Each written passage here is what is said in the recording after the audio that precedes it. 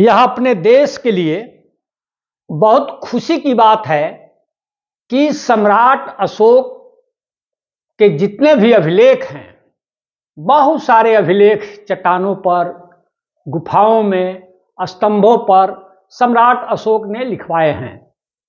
अब जितने भी अभिलेख लिखवाए गए हैं भारत में, पाकिस्तान में, अफगानिस्तान में, ये तमाम अभिलेखों के शब्दों का कलेक्शन आ गया है।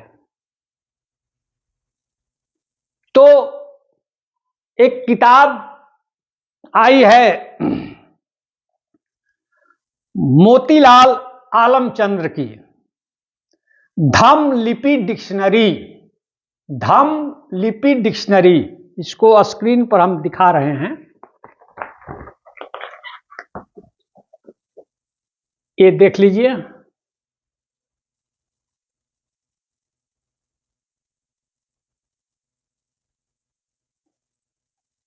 तो इसके संपादक मोतीलाल आलमचंद्र ने इसकी भूमिका लिखने का दायित्व मुझ पर दिया है, धम्म लिपि शब्दकोश पर। तो इसमें जितने भी सम्राट अशोक ने अपने अभिलेखों पर शब्द लिखवाए हैं, उसका इसमें अर्थ दिया हुआ है। और वो अर्थ जो है हिंदी में भी है, अंग्रेजी में भी है।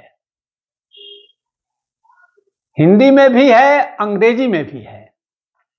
इसमें करीब 3000 ये शब्दों का कलेक्शन है। इसका एक पन्ना दिखला रहा हूं। इस डिक्शनरी का पन्ना आप स्क्रीन पर देख लीजिए। ये देख पा रहे हैं आप? तो इसमें आप क्या देख रहे हैं कि सबसे पहले धम्म लिपि में वो शब्द लिखा हुआ है जिसे सम्राट अशोक ने अपने अभिलेखों में लिखवाए हैं, और फिर वो धम्म लिपि में ही ये लिखा हुआ है वो शब्द। इसके बाद उसका देवनागरी लिपि में लिखा हुआ है कि ये क्या लिखा हुआ है, और फिर कोष्ठ में दिया हुआ है कि सम्राट अशोक के किस अभिलेख में यह शब्द है।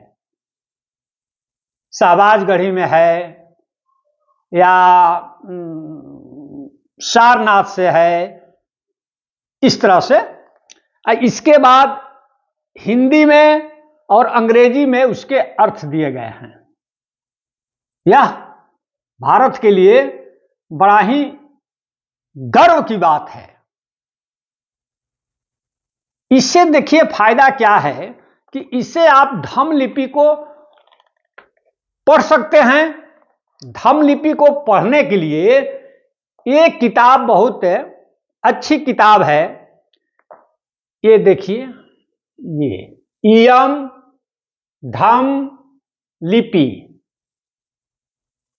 इयम धम्म लिपि।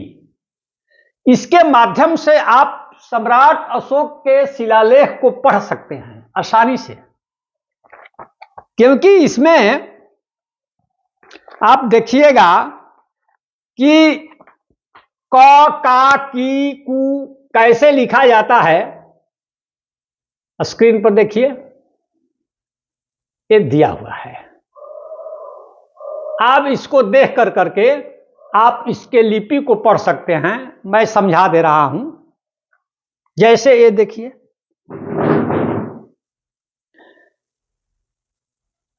यहां नजदीक से देखिए,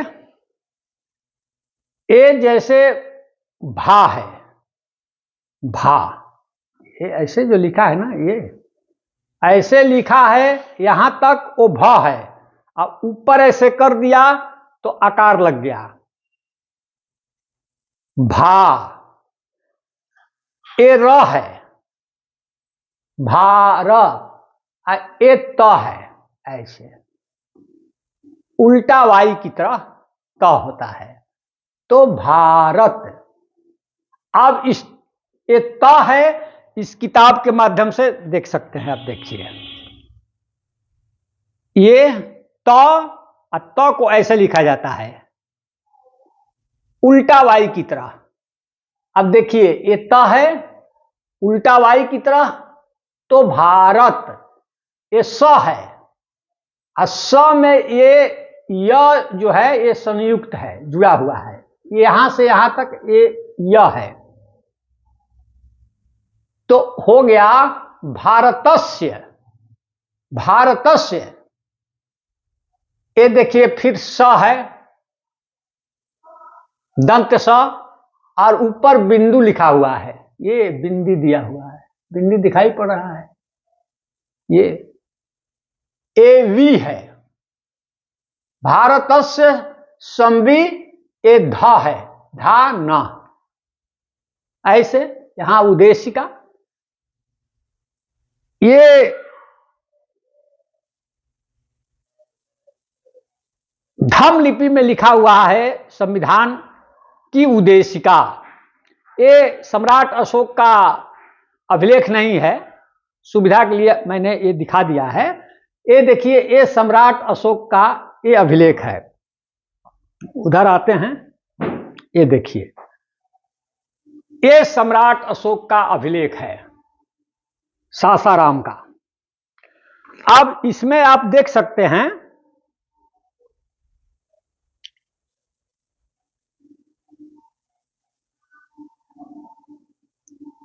यहां से, देखिए ये दिखाई पड़ रहा है, ये दे, ये ऐसे द जब उल्टा होता है ना तो इसमें द होता है धम्म लिपि में, ये द है ऐसे हो गया तो दे हो गया, एकार लग गया। देवा नाम पिए हेवम आहा, आधी, ये डी की तरह, अंग्रेजी की डी की तरह ये ध लिखा जाता था, और ऐसे हो गया तो धी हो गया। अधिकानी, अढातियानी, सवछलानी, एक खड़ी पाई है। खड़ी पाई का प्रयोग सम्राट अशोक के शिलालेख में देखिए इसी तरह है, जो आज भी हम लोग प्रयोग करते हैं। और ध्यान रखिए कि बहुत सारी चीजों को जो हम लोग लिखते हैं आज भी देवनागरी लिपि में, तो वो चीजें यहां भी हैं। तो अब इसका अर्थ आपको करना हो, मान लीजिए, तो अर्थ कीजिए देवानम पिए, माने देवानम पिए, हेवम माने ऐसा, आह माने कहा। क्या कहा भाई? देवानम पिए सम्राट अशोक की उपाधि है, तो सम्राट अशोक ने क्या कहा? कहा कि अधिकानी माने अधिक हुआ, अढातियानी, यहां तक नी है, माने 2.5 साल से अधिक हुआ, 2.5 साल से अधिक हुआ। साल के लिए जो शब्द है धम्म लिपि में सवछलानी माने साल, इसी से संस्कृत का संवत्सर शब्द बना है, लेकिन इसमें सम्राट अशोक के जमाने में इसको सवच्छलानी कहा जाता था। सवच्छलानी, सवक्ष, संवत्सर। हाँ, फिर माने मैं, उपासके सुमी माने अब तक मैं उपासक था। तो आप इस किताब के माध्यम से धम्म लिपि को तो पढ़ सकते हैं, लेकिन इसका क्या अर्थ होगा, इसके लिए कम से कम सम्राट अशोक के जो अभिलेख हैं वो बहुत पुराने हो गए हैं।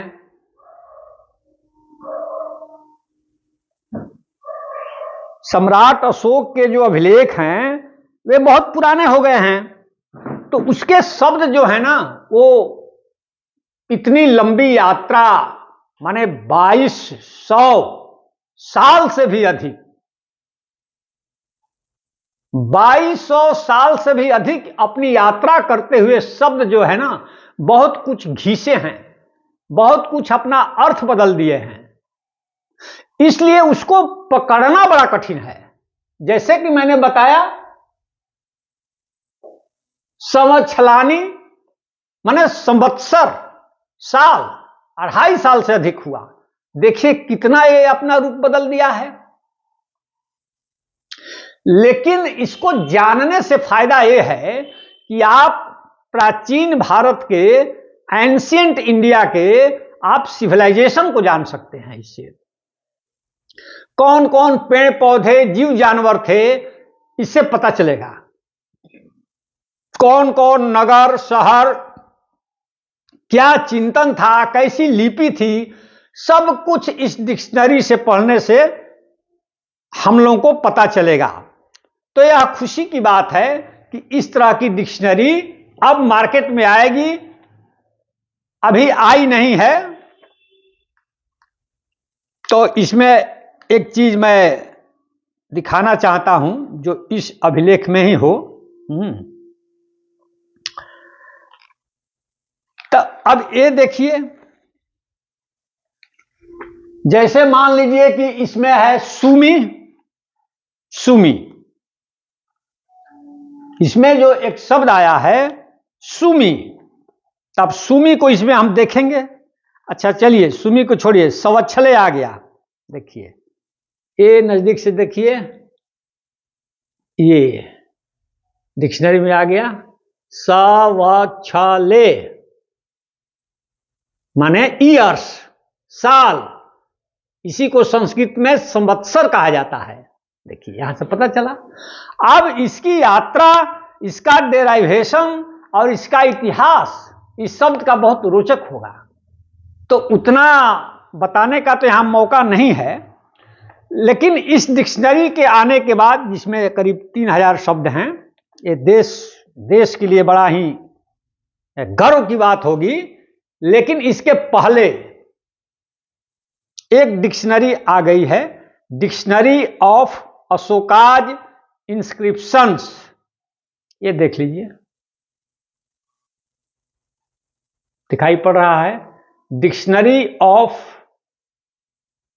अशोकाज इंस्क्रिप्शंस माने सम्राट अशोक के अभिलेखों का शब्दकोश। इस पर जो फोटो डाला हुआ है ये सम्राट अशोक का। मैंने ही इसे पहली बार बताया है कि यह सम्राट अशोक की ही मूर्ति है। मैं इसके संपादक लक्ष्मीकांत सिंह और प्रिय रत्नम को बधाई देता हूं कि जिस मूर्ति की मैंने शिनाख्त की, ये सम्राट अशोक की मूर्ति है, उसको अपनी किताब के कवर पेज पर इन्होंने डाला है। अब कोष जो है वो कोष के कई प्रकार होते हैं। ये सम्राट अशोक के इंस्क्रिप्शन पर कोष है, व्यक्ति पर भी कोष हो सकता है। जैसे ये देखिए, ये है, देखिए कबीर कोष, देख पा रहे हैं, कबीर कोष माने कबीर ने जितनी भी कविताएं की हैं, उन कविताओं में जो जो शब्द आए हैं उसका इसमें अर्थ दिया गया है। इंस्क्रिप्शन पर आ गया, कवि पर भी आता है। ये देखिए एक ज्ञान कोश है, ज्ञान कोश। इसमें बहुत सारी भाषाओं पर मैंने लिखी है। ज्ञान कोश कई खंड में है, वो सारे खंड को लाना यहाँ कठिन है, 7 या 8 जो है वो संभव नहीं है। ज्ञान कोश हो सकता है, बोलियों का कोश हो सकता है। जैसे ये देखिए कुमायूनी कोश,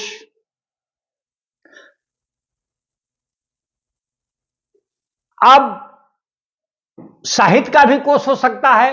जैसे ये देखिए वैदिक कोश।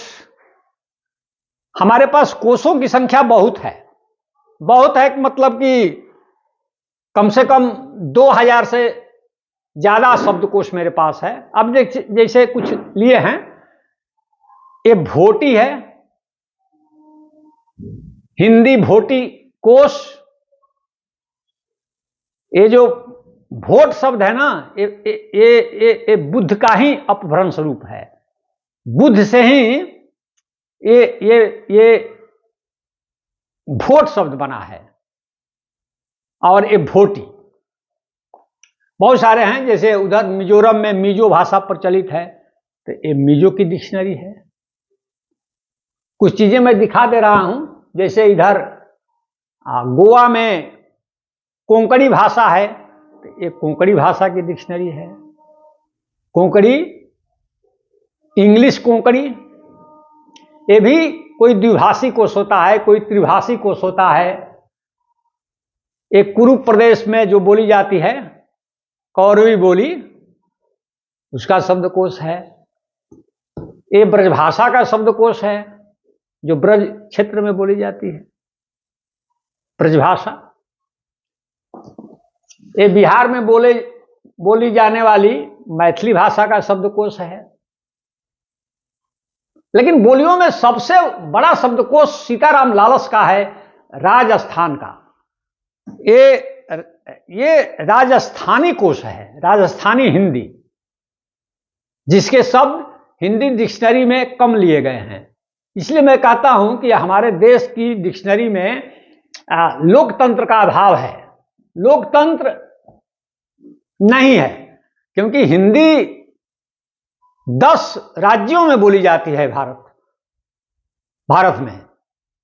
लेकिन जितना वर्चस्व ब्रजभाषा, अवधी, भोजपुरी शब्दों का है, उतना वर्चस्व उधर हिमाचल प्रदेश, राजस्थान, हरियाणा के शब्दों का नहीं है। अभी डेमोक्रेसी नहीं है हिंदी में, इसीलिए राजस्थान के शब्द कम हैं। अब ये 2 खंड में है। ये जो राजस्थान की, जो राजस्थानी भाषा की डिक्शनरी है, ये 2 खंड में है। तो 2 खंड में है, तो दोनों खंडों को जोड़ दीजिएगा तो आपका हिंदी की डिक्शनरी बहुत रिच हो जाएगी। लेकिन कोशकार इसे ग्रामीण समझ करके इन शब्दों को नहीं लेते हैं। ये प्राकृत भाषा की डिक्शनरी है, प्राकृत। अब इससे भी सुविधा हम लोगों को होती है रूट पकड़ने में प्राकृत भाषाओं का। अशोक के शिलालेख को पढ़ने के लिए ये कोश बहुत कारगर है। उर्दू का है, ये उर्दू का है। इसी तरह बहुत सारे विदेशी, जैसे ये हिंदी नेपाली कोश है, नेपाली भाषा पर। ये देखिए जापानी हिंदी कोश है, जापानी भाषा पर। जर्मनी कोश खोजिएगा तो एक केंद्रीय हिंदी निदेशालय ने कई विदेशी भाषाओं का कोश तैयार किया है। जर्मन हिंदी कोश देख पा रहे हैं, जर्मन हिंदी कोश, चेक हिंदी कोश। उधर फिर जाइएगा इंडोनेशिया की तरफ, तो ये हिंदी इंडोनेशियाई कोश है। इंडोनेशिया में हमारे यहाँ के शब्द बहुत प्रचलित हैं। जैसे इधर हम लोग चंद्रमा जो बोलते हैं, चंद्रमा, मून को, तो वहां इंडोनेशिया में, इंडोनेशियाई भाषा में इसको चनरमा कहा जाता है। आश्चर्य मत कीजिएगा, आप चंद्रमा पर बोलेंगे तो फिर 1 आध घंटा समय लगेगा। इसलिए फिलहाल मैं ये कह रहा था कि बहुत सारे कोश हैं। जैसे ये बर्मी भाषा का कोश है, जो बर्मा में जो बर्मी भाषा बोली जाती है उसका है। फारसी का है, ये फारसी का है। रशियन भाषा का है। रूसी हिंदी कोश देखिए, रूसी भाषा में प्राकृत के बहुत सारे शब्द मिलेंगे, एक अलग से रिसर्च का विषय है। रशियन भाषा में भरमार है प्राकृत शब्दों का। और जो संयुक्त राष्ट्र संघ की जो भाषाएं हैं उसका भी अलग से कोश है। इसे केंद्रीय हिंदी निदेशालय ने ही इसे संपादित करवाया है। जैसे ये देखिए, यूएनओ की भाषा है स्पेनी का कोश, हिंदी स्पेनी कोश। चाइनीज भी है, हिंदी चाइनीज कोश। ये देखिए फ्रेंच, यूएनओ की भाषा है, संयुक्त राष्ट्र संघ की, उसकी है। कोश मैं कह रहा हूं कि 2 भाषा में, 3 भाषा में। मेरा जो कोश है वो 95 भाषा में है। ये देखिए, ये कोश जो है, ये कोश 14 भाषाओं में है।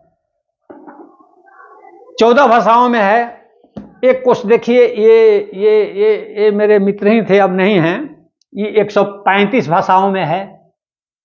तो इसमें 135 भाषाओं में वो मैं, वह और तुम, इसी को लिखने में तब तक गुजर गए। इसीलिए मैं कहता हूं कि जो डिक्शनरी लेखन है वो आजीवन कारावास है। रॉल्फ लीले टर्नर ने नेपाली की डिक्शनरी लिखी है, नेपाली की। तो नेपाली की डिक्शनरी लिखने में उनको 30 से 35 साल लग गए थे। कोश लिखना बहुत कठिन काम होता है। माने कुछ कोश तो दशकों में लिखे जाते हैं, जैसे ऑक्सफोर्ड डिक्शनरी 70 साल से ज्यादा लग गए, 76 साल लग गया। उसमें पीढ़ियां लगती हैं। एक पीढ़ी शुरू करती है, तब तक वो गुजर जाती है, दूसरी पीढ़ी आती है, फिर तीसरी पीढ़ी आती है। जो न्यू वेबस्टर इंटरनेशनल डिक्शनरी है उसको लिखने में 100 साल से भी ज्यादा लगा, 4-5 पीढ़ी लगी। इसलिए मैं कहता हूं कि शब्दकोश लेखन एक प्रकार का आजीवन कारावास है। आज इतना ही। बहुत बहुत धन्यवाद।